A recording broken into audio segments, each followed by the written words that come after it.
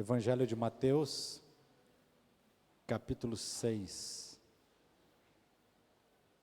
É muito bom ver vocês e ver os filhos de vocês.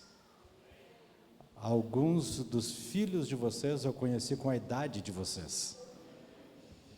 E isso me faz me sentir muito velho. Mateus capítulo 6. Quem encontrou? Amém?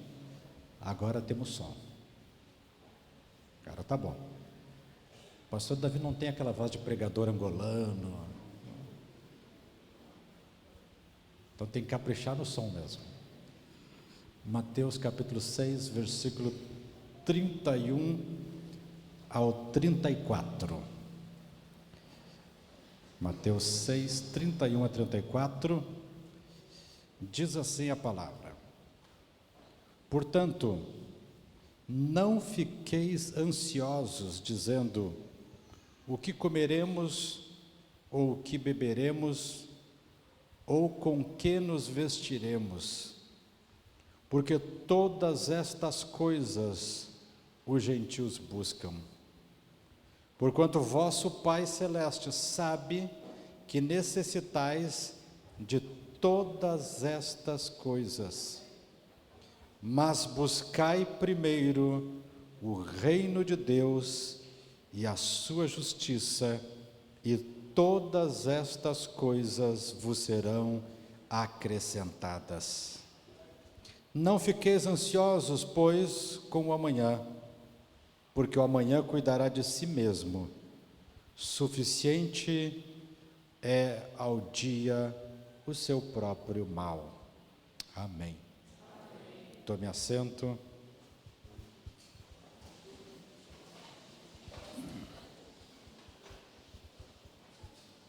Que palavra maravilhosa de Jesus, não é?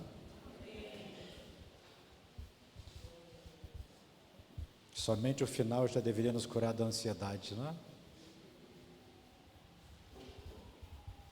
O tema dessa conferência, do aniversário desta igreja, está centrado no versículo 33, palavras de Jesus: buscai primeiro o reino de Deus.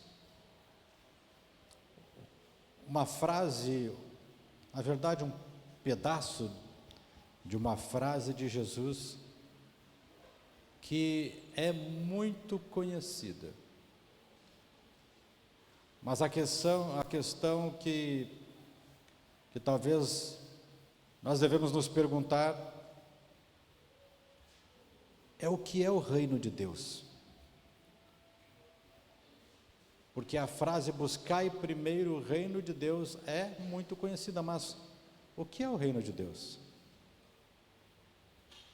Este tema, o reino de Deus, é central em toda a mensagem de Jesus. Quando nós falamos sobre o reino de Deus,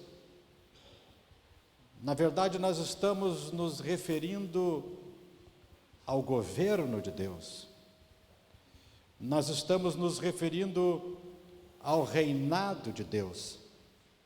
Nós estamos nos referindo à autoridade real e soberana de Deus. Se você gosta de anotar durante as mensagens, hoje é um bom dia para pegar papel e caneta. O reino de Deus é o grande fato presente na história. O Salmo 96, versículo 10, dizei entre os pagãos que o Senhor reina. O reino de Deus é eterno. Salmo 145, versículo 13, o teu reino é um reino eterno. O teu domínio dura através de todas as gerações. O reino de Deus é universal. Ele está presente aqui na Angola, ele está presente no Rio Grande do Norte, ele está presente no Rio Grande do Sul, Salmo 103, versículo 19: o Senhor tem preparado o seu trono nos céus, o Senhor governa sobre tudo.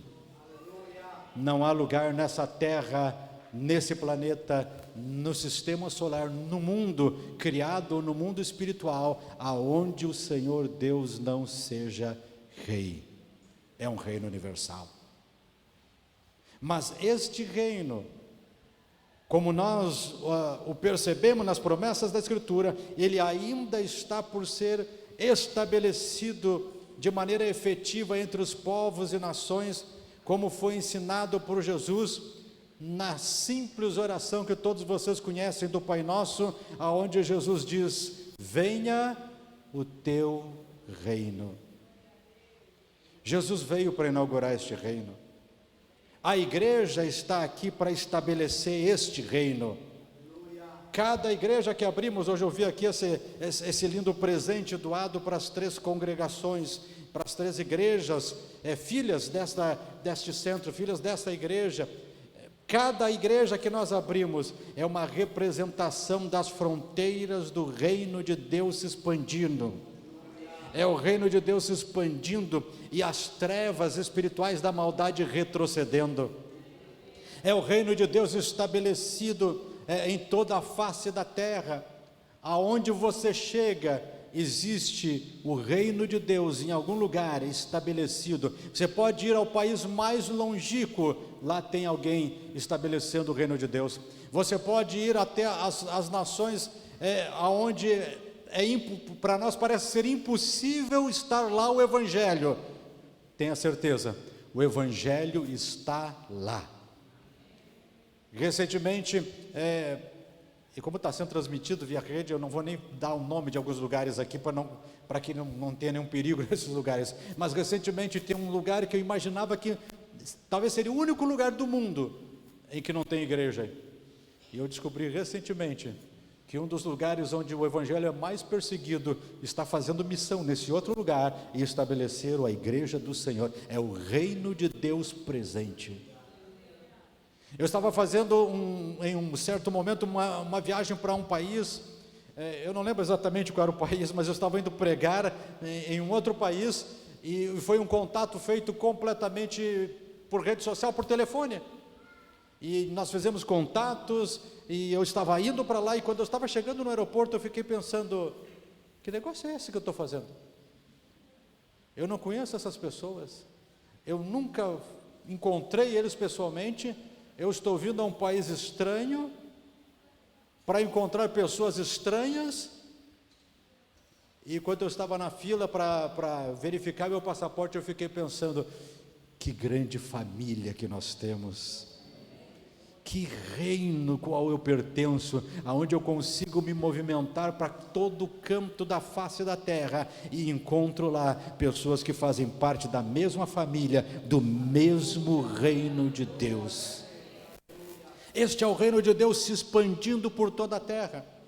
E quando nós olhamos para a Escritura Sagrada, o Antigo Testamento, ele nos ensina mais sobre o reino de Deus.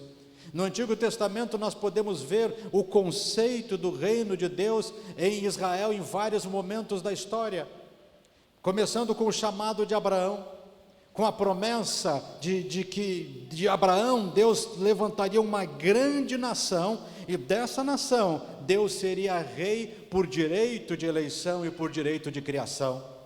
Quando nós vamos prosseguindo na história de Israel, após a libertação do Egito, Deus está sendo reconhecido como rei de Israel por direito de redenção. É Ele que redimiu o seu povo para ser rei sobre eles. No Monte Sinai, Deus estava revelando a sua lei ao seu povo. É o rei trazendo ao povo a lei, e o povo deveria obedecer à palavra do grande rei de Israel para serem a propriedade exclusiva do Senhor, o grande rei de Israel. É o reino de Deus que você vai vendo em desenvolvimento durante os 40 anos no deserto, aonde o rei, Deus guiava o seu povo, aonde Deus providenciava, o rei providenciava a comida do povo, o maná, aonde o rei providenciava água no deserto que fluía da rocha. É Deus reinando sobre o seu povo, guiando, cuidando, providenciando. É o reino de Deus em plena demonstração e expansão. Quando você olha para a conquista da terra prometida, lá no livro de Josué, é Deus que está trabalhando, e eles estão reconhecendo Deus como rei e se submetendo a Ele como soberano. E logo em seguida você entra no livro dos juízes de Israel, e você encontra os opressores de Israel sendo dispersos, porque Deus está no controle e está submetendo todos os povos daquela terra a Ele. E você continua lendo, e você chega no livro do profeta Samuel, e quando Samuel está em atividade como juiz, representando o reino de Deus, o povo escolheu um outro rei. Eles escolheram ter um rei como as outras nações, e parece algo que seria tão normal eles pedirem um rei, mas eles estavam na verdade rejeitando a soberania de Deus. Em 1 Samuel, no capítulo 8, do versículo 4 ao versículo 7, está bem claro, quando Samuel está entristecido, porque eles tinham recusado a Samuel, dizendo: o problema é com teus filhos. E Deus diz para Samuel: Samuel, o problema não é com os teus filhos, nem contigo, o problema é comigo. Eles me rejeitaram, para que eu não reine sobre eles. Deus era o rei, e Israel estava rejeitando o reinado do Senhor. É uma página triste da história, quando nós vemos o povo rejeitando o reinado do Senhor.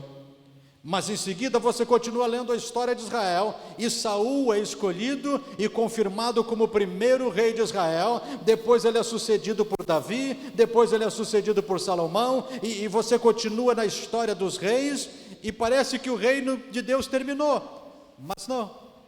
O reino de Deus não tinha terminado com a instituição da monarquia. Deus continuava reinando. Segundo a Crônicas, capítulo 20, versículo 6, está escrito assim: ó Senhor Deus de nosso Pai, não és tu Deus no céu, e não dominas, não reinas sobre todos os reinos do pagão, e na tua mão não há força e poder, de modo que não há quem te possa resistir? Era Deus que continuava reinando. E eu não vou retornar a mensagem de ontem, mas nós lemos ontem rapidamente que quando Salomão sentou no trono, a Bíblia diz que ele sentou-se no trono não de Israel, não de Davi, mas no trono do Senhor. E eu sei que se você estuda a Bíblia, você sabe que a expressão reino de Deus, ela não está presente no Antigo Testamento, mas você consegue ver claramente a soberania divina em ação. Você consegue ver claramente o reino de Deus em ação, se desenvolvendo em cada aspecto do Antigo Testamento. E quando nós chegamos no Novo Testamento, nós vemos claramente a expectativa que havia pelo reino de Deus. As pessoas estavam esperando o reino de Deus. Eu falei que Israel, ontem eu falei que Israel passou por tempos em que eles foram dominados, depois reconquistaram o reino, depois foram dominados novamente. E quando se chega no Novo Testamento, você encontra uma expectativa pelo reino de Deus. Você encontra uma expectativa pela chegada do reino de Deus. E tem uma passagem no Evangelho de Marcos que demonstra como as pessoas no tempo de Jesus, eles esperavam pelo reino de Deus. E essa é uma passagem chave para nós entender como havia essa expectativa no tempo de Jesus pela chegada do reino de Deus. Marcos capítulo 15 e versículo 43, me permita ler para vocês. José de Arimateia, ilustre membro do Sinédrio, que também esperava o reino de Deus, dirigiu-se ousadamente a Pilatos e pediu o corpo de Jesus. Olha esse texto, olha esse destaque: que também esperava o reino de Deus. Esta é uma passagem reveladora de como as pessoas, o povo de Israel, durante os tempos do Novo Testamento, eles esperavam o repentino advento do reino de Deus.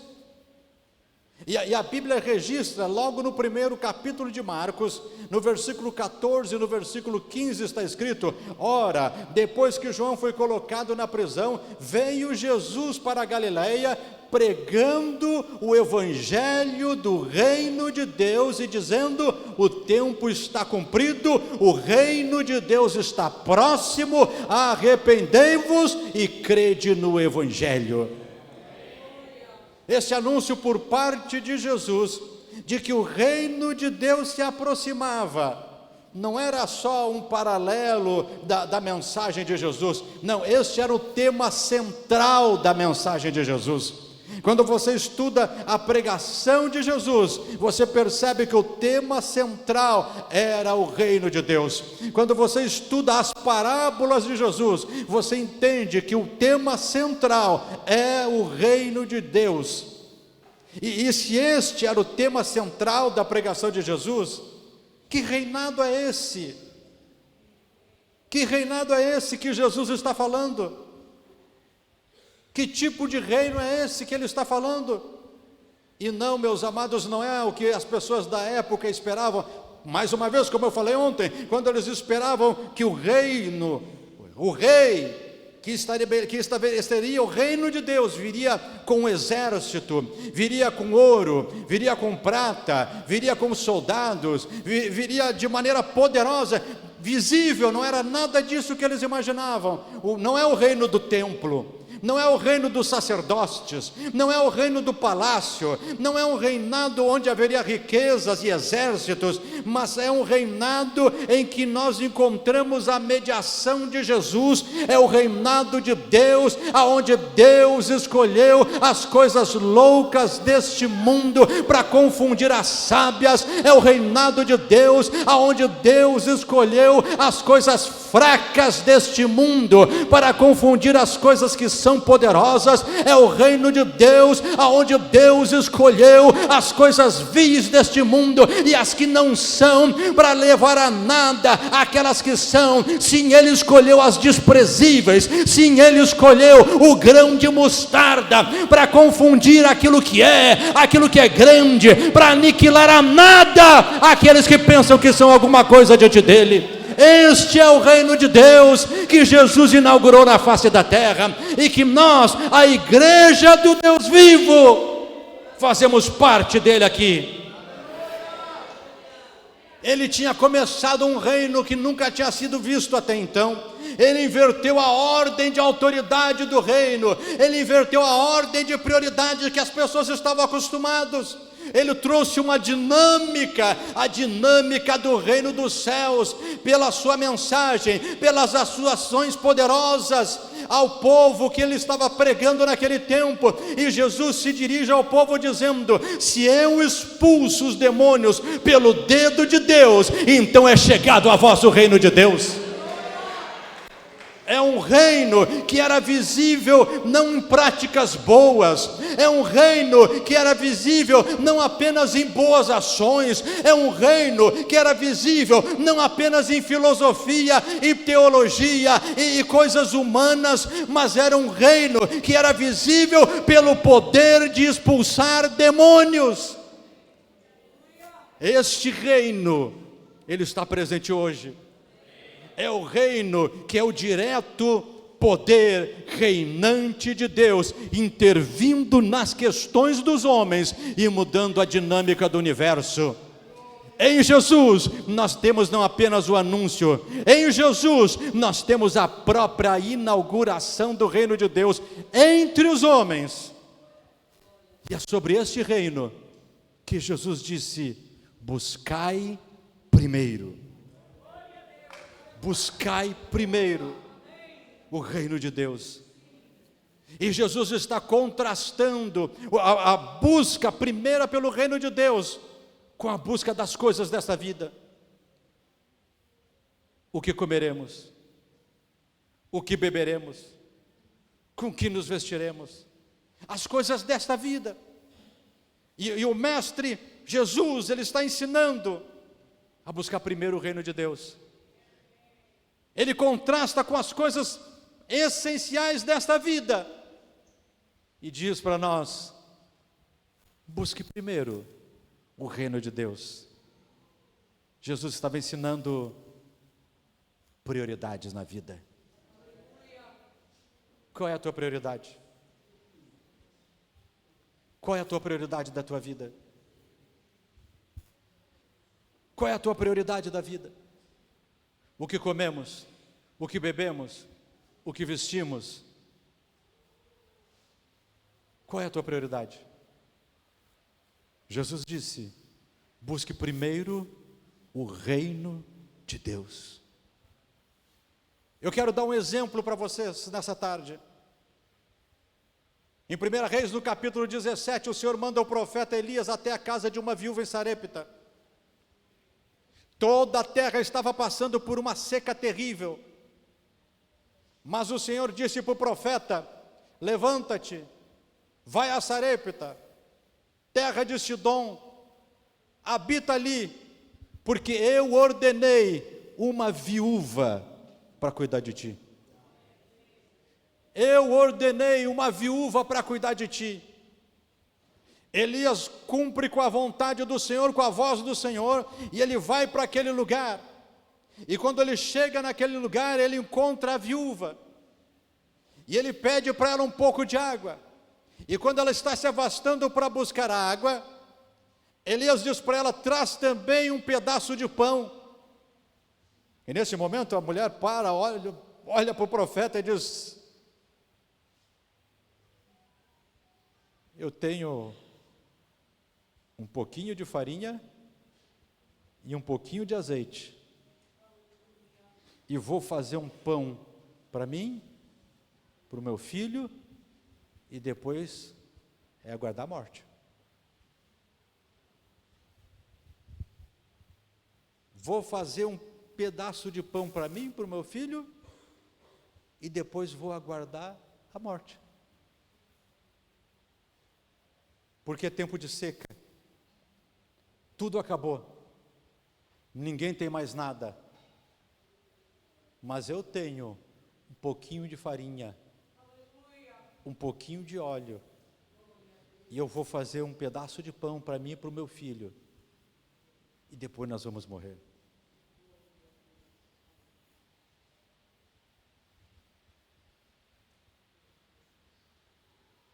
Esses dias eu estava meditando sobre isso.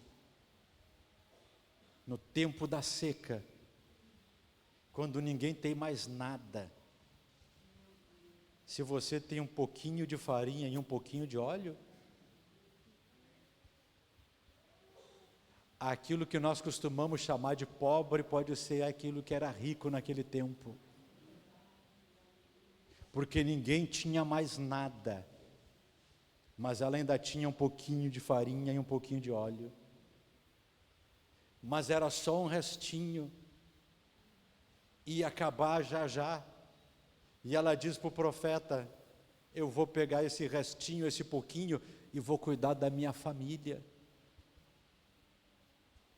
E o profeta olha para ela e diz para ela: não temas, vai, faz assim como você diz, só tem uma coisa: faz primeiro para mim.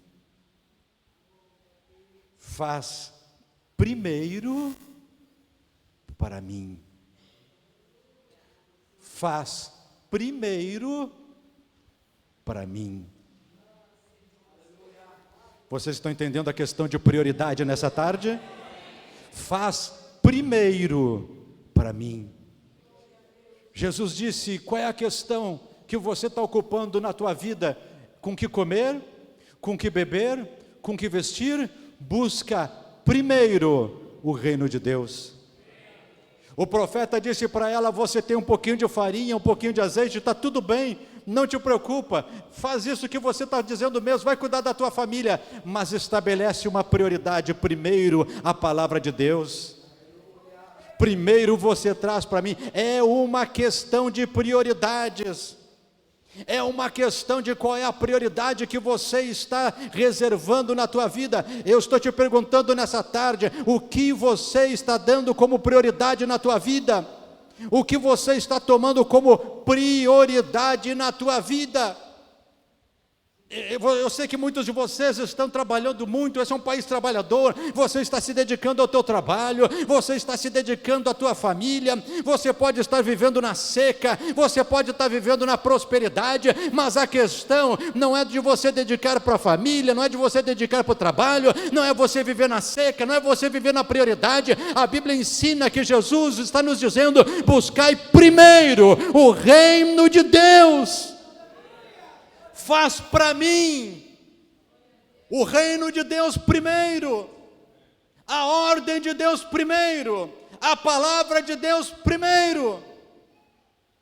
E aí eu sei que a pergunta recorrente é: por que primeiro para o profeta? A resposta está na continuação.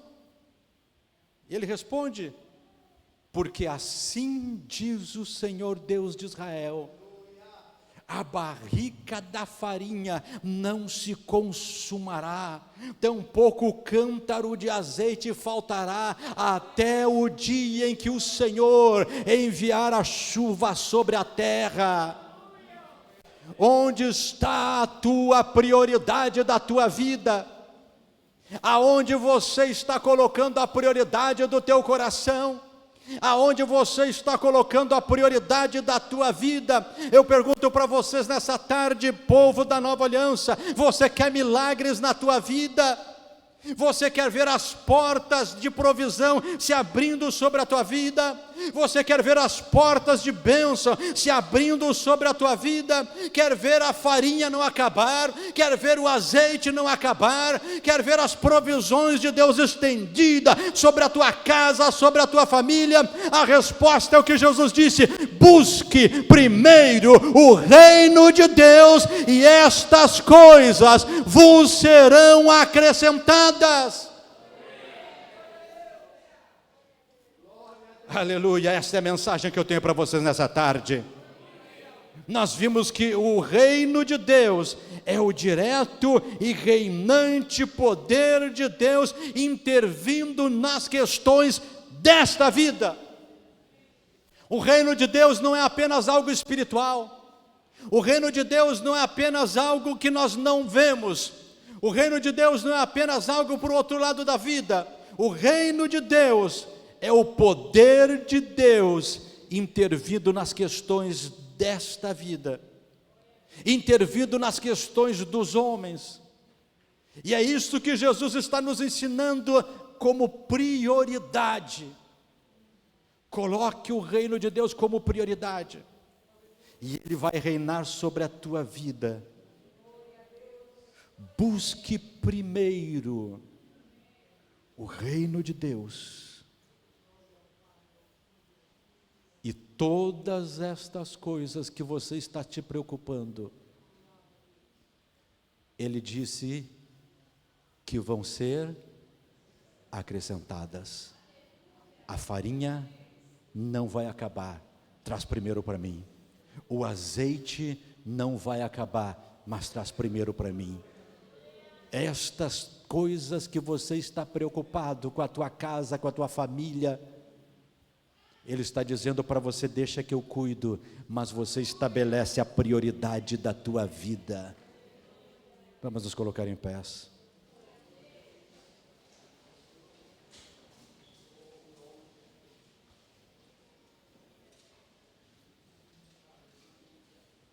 Posso ter o grupo? Eu não sei quanto tempo eu tenho ainda, pastor. Eu nem olhei quanto tempo.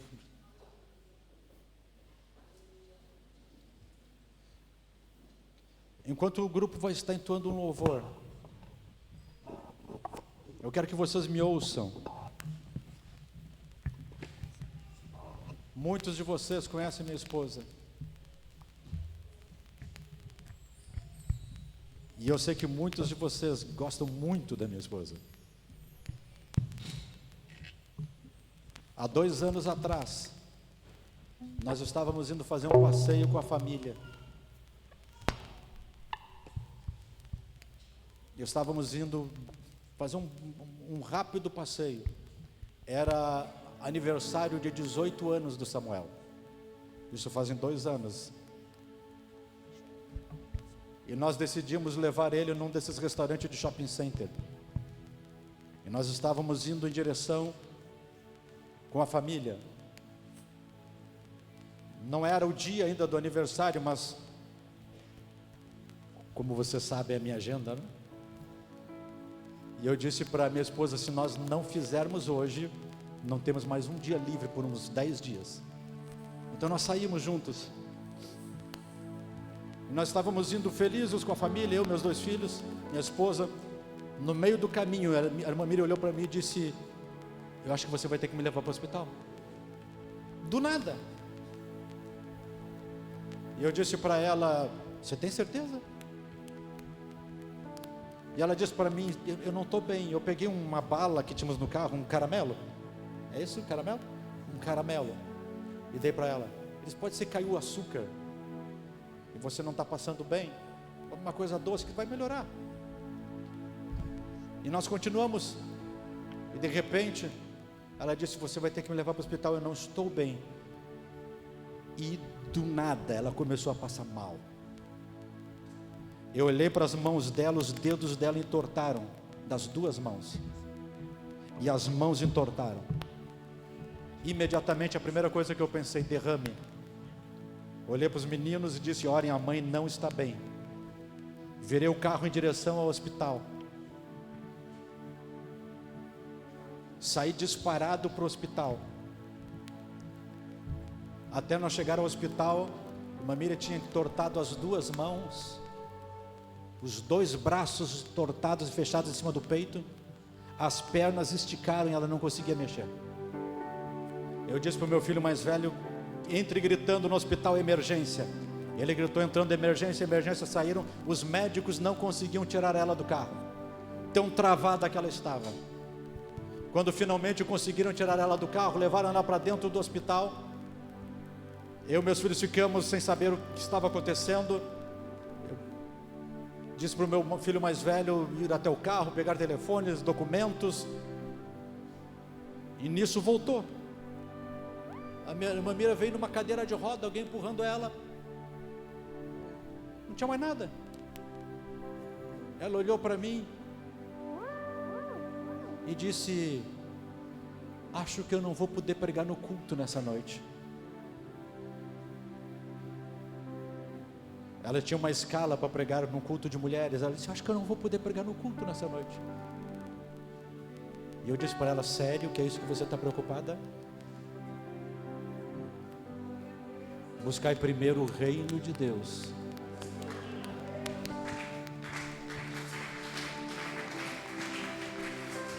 De repente, do nada, ela começou a piorar de novo. Os dedos entortaram, as mãos entortaram de novo, os braços se entortaram e as pernas começaram a esticar. Ela começou a passar extremamente mal. Eu entrei em desespero no hospital, quase arrombei a porta das enfermeiras. Finalmente atenderam ela. Tinha uma neurologista de plantão. E imediatamente fizeram contato com a neurologista e disseram, tem uma senhora aqui que está tendo um ataque, descreveram a situação. Minha esposa passando cada vez pior, cada vez pior, cada vez pior. Levaram ela para dentro, para consulta com a neuro. Lá dentro da consulta ela melhora. E a neuro perguntou, o que vocês fazem? Nós dissemos, eu sou pastor. Vocês passaram por algum estresse ultimamente? E bem, nós tínhamos passado por vários estresses, mas olhamos para a médica e dissemos, sim, nada além daquilo que a gente não esteja sempre enfrentando. Vida de pastor. Nada demais. Os estresses de sempre. E a médica disse, ela está tendo um ataque de pânico. Eu vou dar um remedinho para ela, ela vai melhorar. Já está melhorando, eu vou dar um remédio, ela vai melhorar. É porque ela tem um ataque de pânico. Eu olhei para minha esposa, e eu não sou médico, então eu não discuto com médico. Eu sou pastor.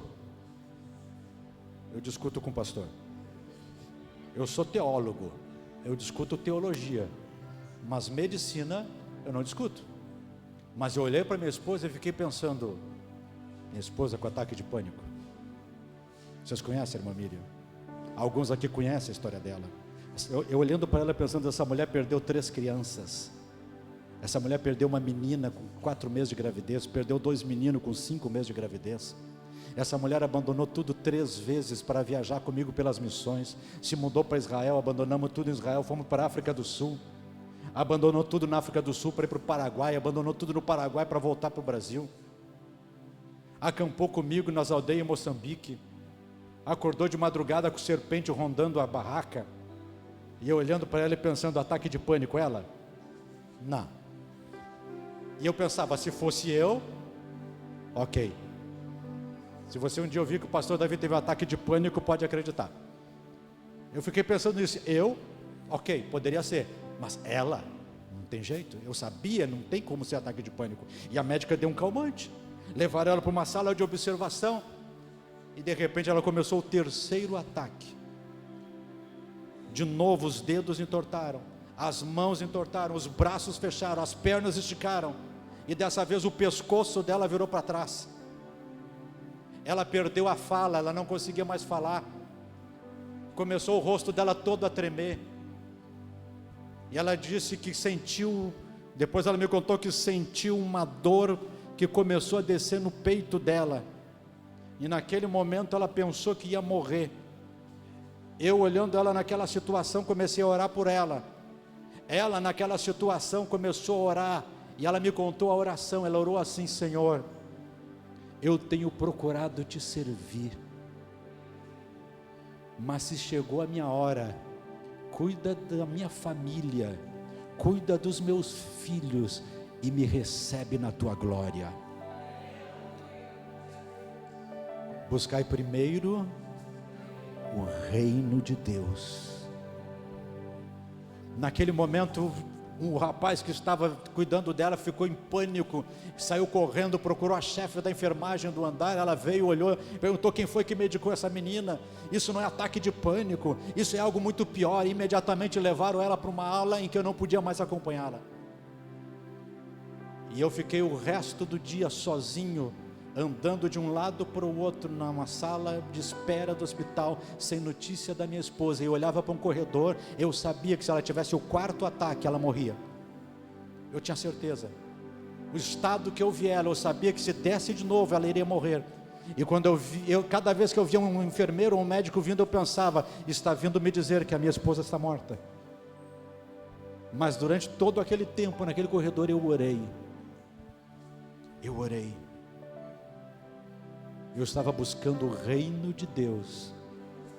Eu dizia, faça-se a tua vontade. Faça-se a tua vontade, tanto na terra como no céu. Eu lembrei de várias passagens bíblicas. Eu citava a palavra de Deus o tempo inteiro. Quando finalmente eu consegui, já era noite, quando eu consegui encontrar com ela, eles me levaram até uma sala em que ela estava. E estava minha esposa com uma medicação na veia. E ela olhou para mim. E ela disse assim: você falou para as irmãs que eu não ia poder pregar hoje? E eu olhei para ela e disse: sério? Essa é a tua preocupação? E ela disse: sim, eu queria saber quem será que pregou no meu lugar.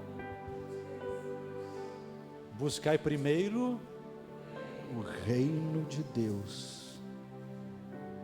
Para encurtar uma longa história, isso vai dar para nós um dia escrever um livro. Ela sai daquele hospital medicada, ela teve hipocalemia, queda abrupta de potássio. Nunca tinha acontecido isso, não tinha razão por acontecer. Foi para casa, eu não dormi a noite toda olhando para ela, porque eu tinha medo que voltasse a acontecer. Nós procuramos médicos durante toda aquela semana. Foram feitos todos os exames possíveis. Tudo normal. E um dia eu disse para ela, ela me perguntou, por que isso aconteceu? Nós tínhamos recebido notícia de médicos que trabalham com as minhas irmãs de São Paulo, dizendo, caso raro, nunca vi igual, nunca vi alguém sobreviver com essa queda. E eu disse para ela: o Senhor te provou. E naquele momento em que você estava tendo o terceiro ataque, pensando que ia morrer, ao invés de você perguntar por quê, ao invés de você reclamar, você disse: Senhor, me recebe na tua glória. Buscai primeiro o reino de Deus. E naquele momento o Senhor ordenou dos céus que eles descobrissem. E eu disse para ela: não te preocupa, você não tem mais nada. Naquela semana nós fomos buscar vários exames que ela tinha feito numa especialista, e a médica olhou, estava tudo bem, e disse para ela: você não precisa fazer nada. Eu perguntei: tem que tomar algum remédio? E ela disse: não. Tem que tomar alguma reposição de potássio? E a médica disse: não. Ela precisa ter alguma alimentação especial para repor? E a médica disse: não. Ela está bem. Entregou os exames na mão da minha esposa, e quando a minha esposa pegou, a médica segurou os exames e disse: só tem uma coisa que eu quero te dizer. Se você tivesse tido isto em casa, você não estaria aqui hoje. Porque se você tivesse tido o quarto ataque, teu coração não tinha aguentado, você teria morrido. Por que ela tinha as mãos entortadas? Cãibras. Ela teve cãibras em toda a musculatura ao mesmo tempo, por falta de potássio. E a médica disse: você não teria aguentado. E quando nós saímos do consultório da médica, eu disse para ela: você se lembra do que nós conversamos? Eu disse para você que Deus permitiu no lugar certo, na hora certa, mas como ela buscou primeiro o reino de Deus, Ele acrescentou todas as demais coisas que nós precisávamos. Queridos, qual é a prioridade da tua vida? Qual é a prioridade da tua vida? Enquanto o grupo vai estar louvando ao Senhor, eu quero que você responda para si mesmo se Ele tem sido a prioridade da tua vida. E se você precisa vir a este altar e dizer: Senhor, a partir de hoje eu vou estabelecer uma nova prioridade, primeiro para o Senhor, primeiro para o Senhor. O primeiro da minha vida será o Senhor a partir de hoje. A primícia, o primeiro lugar do meu tempo vai ser o Senhor. A primeira preocupação da minha vida vai ser o Senhor.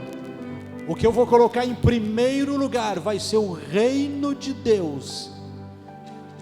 Sai do teu lugar e venha a este altar, enquanto esse grupo maravilhoso vai estar louvando o Senhor.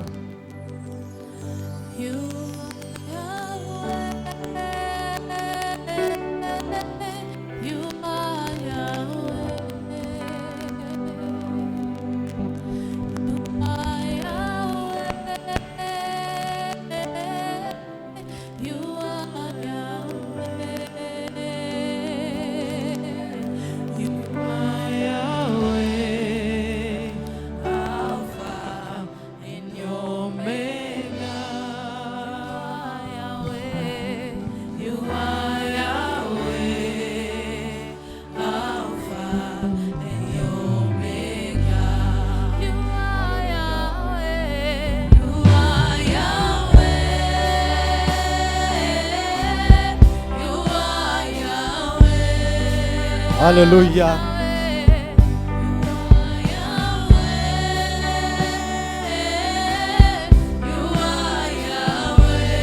O reino de Deus é o poder de Deus reinando nas questões da tua vida hoje, desta vida. Mas para isso, para você ver os milagres acontecerem, para você ver a provisão chegar, você tem que estabelecer a prioridade.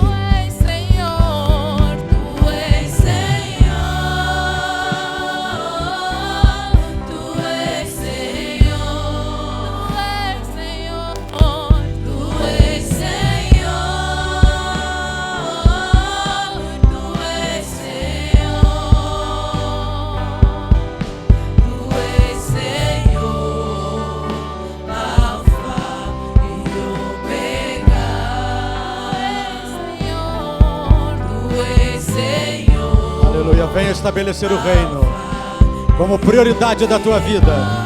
Ele tem cura para você, Ele tem libertação para você, tem transformação para a tua família.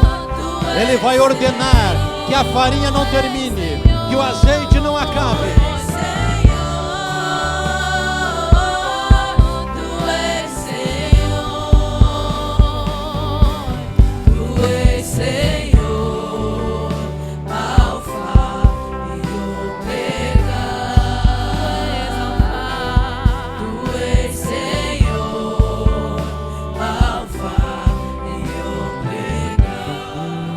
Mais uma vez.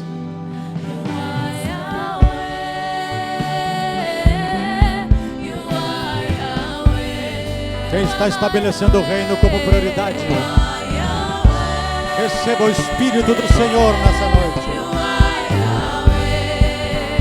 Receba o Rei na tua vida.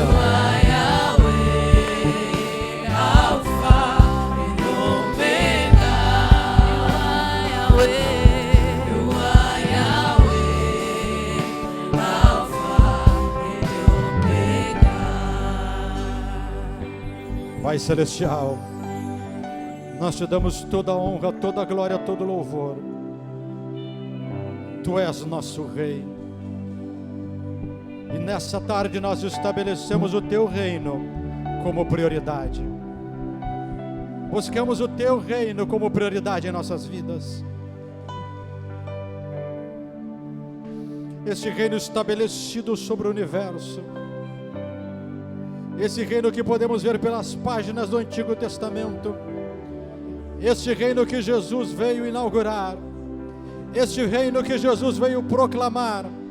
Nessa tarde, nós o estabelecemos como prioridade em nossa vida. Nós buscamos primeiro o reino de Deus. Ainda que temos necessidades, ainda que precisamos de cura divina, ainda que precisamos de bênção, ainda que precisamos de resposta, ainda que precisamos de um toque na família, ainda que precisamos de uma porta de bênção, ainda que precisamos de roupa, ainda que precisamos do comer, ainda que precisamos do beber, mas nessa tarde nós colocamos tudo em segundo lugar. Nessa tarde nós colocamos tudo em segundo lugar e em primeiro lugar buscamos o reino de Deus e a sua justiça sobre nós. Venha a nós o teu reino, estabelece o teu reino sobre essa vida, sobre a vida do teu servo, sobre a vida da tua serva. Estabelece nessa tarde o reino como prioridade, porque sabemos que quando o teu reino está estabelecido, o poder reinante sobre essa vida, o teu poder reinante sobre essa vida entra em autoridade, entra em poder, entra com autoridade, entra nessa tarde com autoridade sobre essa vida, e em nome de Jesus a enfermidade é repreendida, em nome de Jesus a ação demoníaca é repreendida, em nome de Jesus a bênção é ordenada, em nome de Jesus, sobre cada uma dessas vidas. Nós colocamos agora a prioridade do reino de Deus estabelecido, sabendo que tu vais ordenar a bênção, a provisão, a ordem estabelecida do teu reino sobre cada um deles, em nome de Jesus. Amém. Amém. Deus vos abençoe, igreja.